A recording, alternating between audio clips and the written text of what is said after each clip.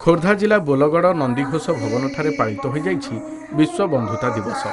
ଗୋଡ଼ିଆପଲ୍ଲୀର ବାଣୀଶ୍ରୀ କଳାନିକେତନ ପକ୍ଷରୁ ଆୟୋଜିତ ହୋଇଥିବା ଏହି ଉତ୍ସବରେ ସ୍ଥାନୀୟ ଅଞ୍ଚଳର ଛାତ୍ରଛାତ୍ରୀ, ବୁଦ୍ଧିଜୀବୀ, ଶିକ୍ଷାବିତ୍, ସାମ୍ବାଦିକମାନେ ଯୋଗ ଦେଇଥିଲେ।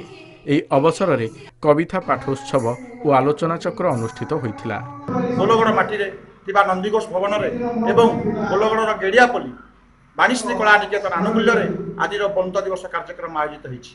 यार तात्पर्य है वर्तमान समाज में अवक्षयमुखी बंधुत्व को जागृत करने निस्वार्थ निस्वार्थपर बंधुता प्रतिष्ठा क्षेत्र में युव समाज को सचेतन करने आज मुख्य आह्वान।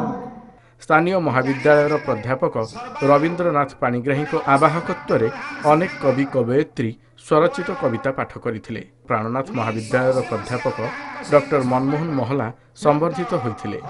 युवकवि संतोष कुमार महापात्र मंच संयोजना करते। बंधुता दिवस को महासमूह